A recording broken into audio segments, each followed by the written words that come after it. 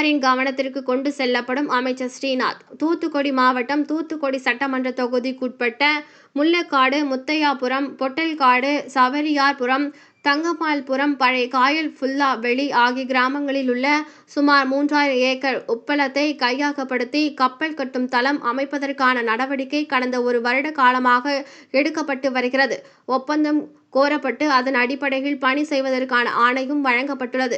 இந்த நிலையில் உப்பளத்தை கையகப்படுத்தினால் எங்களின் வாழ்வாதாரம் பாதிக்கப்படும் என்று கோவளம் பசு வந்தரை பண்பாட்டு சிறிய அளவு உப்பு உற்பத்தியாளர்கள் சங்கத்தின் சார்பில் தொடர்ந்து எதிர்ப்பு தெரிவித்து வருகிறது. கடந்த திமுக ஆட்சியின் போது தமிழக முதலமைச்சர், அப்போது சமூக நலத்துறை அமைச்சராக இருந்த கீதா ஜீவன், நாடாளுமன்ற உறுப்பினர் கனிமொழி மற்றும் பல்வேறு கட்சி பிரமுகர்களிடமும் கட்சி தலைவர்களிடமும் கோரிக்கை மனு கொடுத்து வந்தனர். இந்த நிலையில் தமிழகத்தில் ஆட்சி மாற்றம் ஏற்பட்டு தமிழக மீன்வளத்துறை அமைச்சராக பொறுப்பேற்றுள்ள அமைச்சர் ஸ்ரீநாத் சந்தித்து மக்களின் ஒப்பள பகுதியை பார்வையிட வர வேண்டும் என்று சங்கத்தின் சார்பில் கோரிக்கை வைக்கப்பட்டது. இதனை அடுத்து அமைச்சர் ஸ்ரீநாத் ஞாயிற்றுக்கிழமை முள்ளக்காடு பகுதியில் கப்பல் கட்டுத்தளம் அமைக்கப்பட உள்ள உப்பள பகுதிகளை பார்வையிட வருகை தந்தார். அமைச்சர் ஸ்ரீநாத்தை சங்கத்தின் தலைவர் மந்திரமூர்த்தி, செயலாளர் சேகர், பொருளாளர் பொன்ராஜ், உப தலைவர் ராஜபாண்டியன் உள்ளிட்ட உப்பள உற்பத்தியாளர்கள் வரவேற்றனர். அதன் பிறகு உப்பள பகுதியை அமைச்சர் ஸ்ரீநாத் பார்வையிட்டார். அப்போது விவரங்களையும் உப்பு உற்பத்தியாளர்களிடம் கேட்டறிந்தார். உப்பு உற்பத்தியாளர் சங்கத்தின் செயலாளர் சேகர் அமைச்சர் ஸ்ரீநாத்திடம், இங்கு 100 வருடங்களுக்கு மேலாக நாங்கள் உப்பு தொழில் செய்து வருகிறோம். இந்த இடம் ஆரம்பத்தில் வெறும் காலியிடமாக தான் இருந்தது. நாங்கள் தான் அதனை பயன்படுத்தி உப்பளமாக மாற்றி தற்போது தலைமுறையாக தொழில் செய்து வருகிறோம். இதனை நம்பி 15,000 தொழிலாளர்கள் தொழில் செய்து வருகின்றனர். ஆனால் அரசிடம் தவறான தகவல்களை அதிகாரிகள் கொடுத்து வருகின்றனர். இங்கு உப்பளம் இருப்பதாக கூறாமல் வெறும் காலி இடமாக இருப்பதாக தெரிவித்து வருகின்றனர். இது முழுவதும் உப்பளம்தான். அது போக மணியாச்சியிலிருந்து காற்றாற்று வெள்ளம் வரும்போது இந்த வழியாகத்தான் கடலுக்கு செல்கிறது. இந்த பகுதியில் கப்பல் கட்டும் தளம் அமைத்தால் இந்த காற்றாற்று வெள்ளம் வரும்போது ஊருக்குள் வெள்ளம் வந்துவிடும். அதனையும் கவனத்தில் கொள்ள வேண்டும். விவசாயம் உப்பளத்திற்கு பயன்படாத இடங்கள் வேம்பார் பகுதியில் அதிகமாக உள்ளது. அந்த பகுதியில் கப்பல் கட்டுதளம் அமைக்கலாம். இல்லை என்றால் துறைமுகத்திற்கு உள்ளேயே இடம் உள்ளது, அங்கு அமைக்கலாம். ஆனால் கப்பல் கட்டுதளம் 250 ஏக்கர் எடுத்தால் போதும். ஆனால் 3000 ஏக்கர் எடுப்பது எங்களுக்கு பல்வேறு வகையில் சந்தேகம் உள்ளது. சிப்காட் போல தனியாருக்கு இடத்தை எடுத்துக் கொடுப்பதாக தெரிய வருகிறது என்று கூறினார்கள். மேலும் அதிகாரிகள் எங்களை தொடர்ந்து மிரட்டி வருகிறார்கள். எங்களை பாதுகாக்க வேண்டும். எங்களின் தொழில் வளத்தை அளிக்காமல் எங்களது தொழிலை பாதுகாக்க வேண்டும். அதற்கு நீங்கள் தமிழக முதலமைச்சர் ஜோசப் விஜயிடம் தெரிவிக்க வேண்டும் என்று உப்பு உற்பத்தியாளர் சங்கத்தின் செயலாளர் சேகர் கூறினார். அப்போது அமைச்சர் ஸ்ரீநாத் கூறுகையில், இந்த பகுதியை முழுவதும் நான் நன்றாக பார்த்துவிட்டு முழுமையான ஒரு அறிவிக்கை தயார் செய்து என்னிடம் தாருங்கள். நான் தமிழக முதலமைச்சரின் கவனத்திற்கு கொண்டு சென்று முதலமைச்சர் தான் இதில் முடிவெடுக்க முடியும். முதலமைச்சர் நல்ல முடிவு எடுப்பார். நானும் தமிழக முதலமைச்சரிடம் இங்குள்ள நிலவரத்தை முழுமையாக தெரிவிக்கிறேன். அதுவரை நீங்கள் அமைதியாக இருக்க வேண்டும் என்று கூறினார். அப்போது மீண்டும் உப்பு உற்பத்தியாளர்கள், எங்களின் வாழ்வாதாரத்தை நீங்கள் தான் பாதுகாக்க வேண்டும். எங்களின் தொழிலை அழிக்க வேண்டாம். முந்தைய அரசு செய்த தவறான செயல்களை சுட்டிக்காட்டினார்கள். தொடர்ந்து வருடக்கணக்கில் கப்பல் கட்டும் தளம் அமைக்கப்பட்டால் எங்களின் தொழில் அழிந்துவிடும். 15,000 தொழிலாளர்களின் வாழ்வாதாரம் முற்றிலும் பாதிக்கப்படும் என்று போராடி வருகின்ற உப்பு உற்பத்தியாளர்கள் இந்த தற்போது அமைந்துள்ள தமிழக வெற்றி கழகத்தின் ஆட்சியில் தமிழக முதலமைச்சர் ஜோசப் விஜய் நல்ல முடிவு எடுப்பார் என்று நம்பிக்கையுடன் உப்பு உற்பத்தியாளர்கள் காத்திருக்கின்றனர். ஆனால் ஒரு புறம் அரசு அதிகாரிகள் பணி செய்வதற்கான ஆணை வழங்கப்பட்டுள்ளது. அதற்கான நடவடிக்கை நாங்கள் மேற்கொள்கிறோம் என்று தொடர்ந்து மிரட்டி வருகின்றனர். உப்பு உற்பத்தியாளர்களை மிரட்டி வரும் அதிகாரிகளை உடனடியாக தமிழக அரசு தடுத்து நிறுத்த வேண்டும் என்ற எண்ணம் தான் உப்பு உற்பத்தியாளர்கள் மத்தியில் பேசப்பட்டு வருகிறது.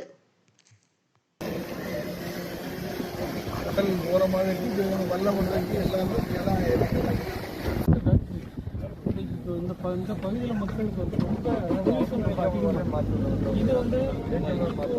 கிட்டத்தட்ட 17,000 இதில் எல்லாருமே வராங்க. வாரம் முதல் பண்டல் போடுறவங்க, லாரி ஏற்றுறவங்க, லாரி ஓனர்ஸு, ஈஃப்ளோ எல்லாருமே இதில் அந்த 15,000 தொழிலாளர் 17,000 தொழிலாளர் அவங்க குடும்பத்தில் உறுப்பினர்கள் கிட்டத்தட்ட 60,000-70,000 பேருக்கு இந்த கிராமம் தான் முள்ளக்காடு, முத்தையாபுரம், சவரியார்புரம், ராஜீவர் நிறைய தொழிலாளர்கள் திரும்பி இங்கே நம்ம ராமநாதபுரம் மாவட்டத்திலிருந்து வந்த மக்கள்.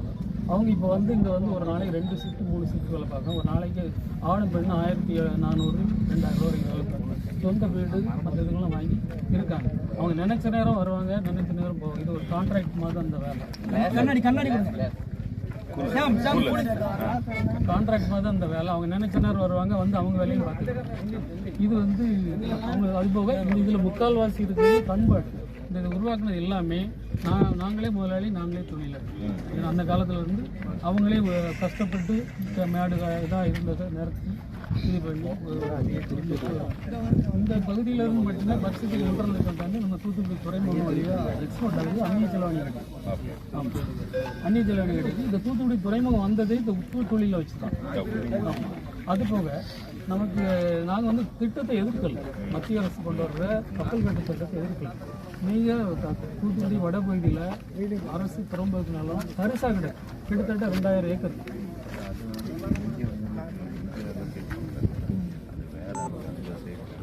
இப்படி சொல்லிதான் மிரட்டிக்கிட்டே இருக்காங்க. நேற்று வரைக்கும் மிரட்டுறாங்க. எதையுமே எப்படி ஒவ்வொரு நாளைக்கு ஒன்று பண்றாங்க. நம்ம வந்து இந்த இதுல என்னன்னு கேட்டீங்கன்னா, எங்களுக்கு வந்து நாங்க 2 கவுண்ட் இந்த போன கவுண்ட் ரொம்ப முட்டி பார்த்தோம். இந்த சிஎம் இந்த இதுல வந்து எங்களுக்கு நிறைய இடத்துல கொடுத்தாங்க.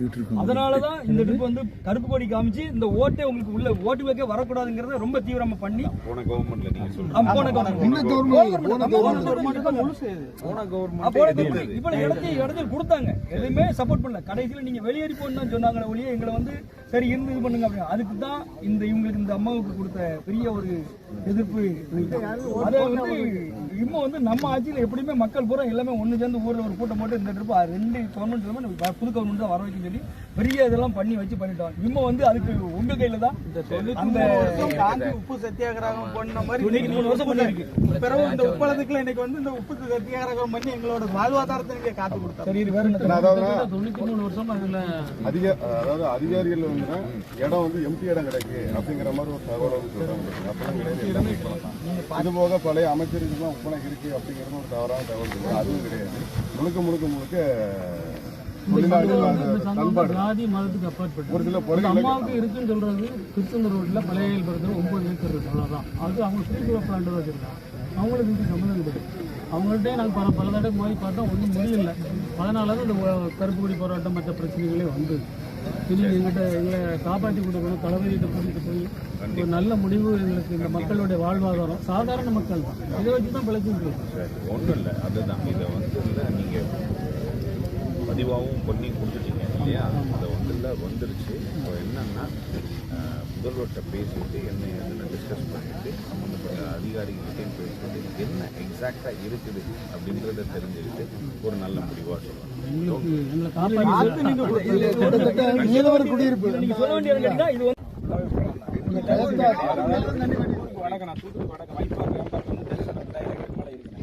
ஒரு பர்பஸ் இல்லாமல் கவர்மெண்ட் அதை எடுக்கலாம். திருநெல்வேலி பகுதி அதை எடுத்து வளர்ச்சி பண்ணலாம், ஃபேக்ட்ரி கொண்டு வரலாம். இந்த உதிரி பாகம் தான் செய்ய போகிறாங்க, கப்பல் எடுத்தோம் அப்படி தான் சொல்கிறாங்க. ஆனால் ரோட் வேலையை கொண்டு வரலாம் ரெடி பண்ணி. இங்கே வந்து இதை அழிச்சு மக்களோட வாழ்வாதாரத்தை அழிச்சு கொண்டு வரணும் அவசியம் கிடையாது பண்ணுறாங்க. இன்னொன்று கப்பல் எடுத்தாலத்துக்கு பார்த்தீங்கன்னா ஒரு 250 ஏக்கர் தான் அதிகபட்சம். அந்த காட்டுப்பாக்கம் ஏரியாவில் ஆந்திரா பக்கத்தில் வந்து 250 ஏக்கர் தான் அதிகபட்சம் மிலிட்டரியோட கப்பல் எடுத்தோம். இவங்க 3000 ஏக்கர்னு சொல்கிறாங்க. 3000 ஏக்கர்னு சொல்லும்போது அது கப்பல் எடுத்தாலும் இல்லாமல் ஒரு என்ன சொல்கிறது சிப்கார்டு மாதிரி வேறு கார்பரேட் கம்பெனிக்கு எடுத்து கொடுக்க தான் வேலை பார்க்காங்க அப்படிங்கிற மாதிரி போன கவர்மெண்ட்டில் ஏற்கனவே சொல்லியிருந்தோம். அவங்க அதை தான் வேலை பார்க்காங்க. அது எக்ஸாக்டாக நீங்கள் என்னன்னு பார்த்து நீங்கள் அதிகாரி 2000 ஏக்கர் உள்ளே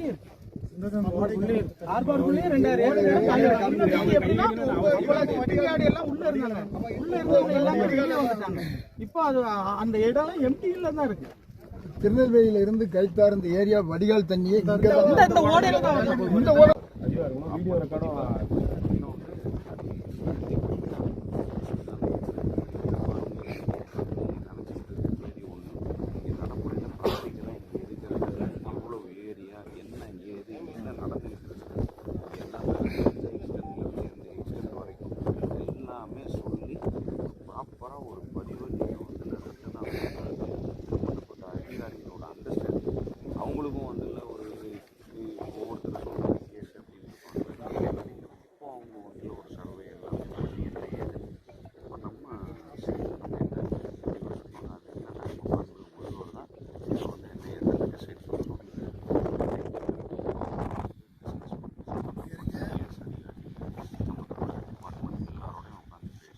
ஆமா நீங்க நேரம் முக்கிய நிலைக்கு பார்த்து பேசி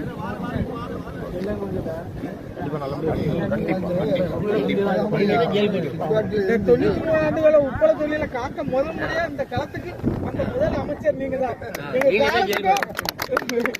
எங்களோட இருக்கும் வாழ்வாதாரத்தை நீங்க காத்து கொடுக்கணும். இதை முதல்வர் ஐயா விட்ட பரிசீலனை பண்ணி இந்த காலத்துக்காக எங்களுக்காக முதல்வரை பதவியேற்ற முதல்வருக்கு எங்களோட முழுமையான வாழ்த்துக்கள். எலெக்ஷன் டேட்டில் வந்து உங்களை நாங்கள் சந்திக்கிறதுக்கு உங்களுக்கு போனால் இந்த வசதி வண்டி போகிறதுக்கு இடம் இல்லை அப்படின்னு சொல்லிட்டாங்க. ஏன்னா உங்களுக்கு கூப்பிட்டதுக்கு தான் உங்களை மூவ் பண்ணணும். உங்களால் வர முடியல. இப்போ வந்ததுக்கு ரொம்ப நல்லது. கண்டிப்பாக அந்த சரௌண்டிங்கில் இருக்கிற அந்த சைட்லாம் வந்து அதாவது ரோடு இருக்கு. ஆமாம் நீங்கள் வர முடியல சொல்லிட்டு உள்ள இன்டீரியரில் வர முடியும். நீங்கள் 5 மணிக்கு உங்கள் வண்டியை நான் மறிக்கிறதுக்கு வந்தேன். ஆனால் டைம் முடிஞ்சு வச்சு அப்படின்ட்டாங்க. பல்கிலேருந்து நீங்கள் திரும்பி போட்ட இது உங்கள் மறிக்கிறது வந்து கூப்பிட்டு தான் வந்தது. ஆனால் அந்த டயத்தில் வந்து குடியாமல் போச்சு. டைம் அது இன்னைக்கு வச்சுக்கலாம் அப்படின்றதுனால அங்கே நிறைய பேர் வெயிட் பண்ணிட்டு அதனால தான் இன்னைக்கு வரல பார்த்துக்கலாம் அப்படின்னு சொல்லி வந்தேன். அதை எவ்வளவு சீக்கிரமா செய்யணும் அப்படின்றதுக்காக தான் வந்திருக்கேன். நேர்ல வந்திருக்கேன். அந்த எண்ணம் இருக்கிறதுனால தான் நல்லது செய்யணும் கூட இருக்கணும் அப்படின்றதுக்காக தான் நான் நேர்ல வந்திருக்கேன். இந்த அளவுக்கு வந்து நாங்களும் வந்து சந்திச்சோம்னா பார்வையை களத்துல வந்தா தானே நமக்கு அந்த கம்ப்ளீட் புரிதல் கிடைக்கும். சொல்லிட்டாங்களா மேலிடத்து அரசில் உள்ள அதிகாரிகளோ அவங்க சேர்ந்த சொந்தக்காரங்க என்ன பண்ணிட்டாங்கன்னு சொன்னா இந்த இடம் காலியான இடம், இதில் எந்த ஒரு வீடும் இல்லை. அதனால வந்து மீனவ குடியிருப்பு மட்டும் ஒரு 40 வீடு இருக்கு அப்படிங்கிறத ஒரு பொய்யான ஒரு தகவலை உயர ஏற்படுத்தி தான் சிப்காட்டு மூலியமாக அந்த இடத்தை அவங்க சிப்காட்டுக்காரங்க இப்போ நம்மளை கிட்டத்தில் நெருங்க விடாத அளவுக்கு அவங்க உயர யாரை பார்க்கணுமோ அவங்க பார்த்துட்டு எப்பவுமே இந்த அரசு மாறின பிறகு உங்களுக்கு தெரியாதுல, நீ வந்து பார்த்தா தானே தெரியும். உங்ககிட்ட அவங்க வந்து சொல்றது வந்து தவறான ஒரு தகவலை சொன்னாங்க. அதனால வந்து நேரடியா நானே வந்து எங்களுக்கு கடவுளா நினைச்சு இந்த காரியத்தை எங்களுக்கு செய்து கொடுக்கணும். வேற எங்க எந்த ஒரு இதுவும் இல்லை. நாங்க யாரையும் நம்ப தயாராக இல்லை. இந்த அரசத்தான் நம்புறோம்.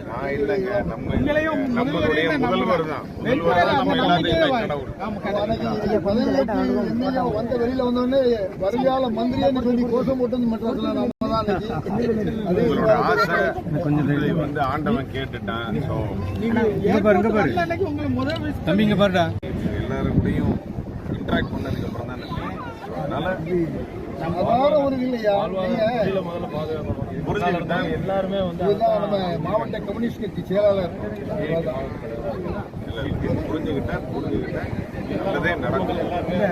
முதல் வெற்றி நம்ம கட்சிக்கு முதல் வெற்றி உங்க வெற்றி.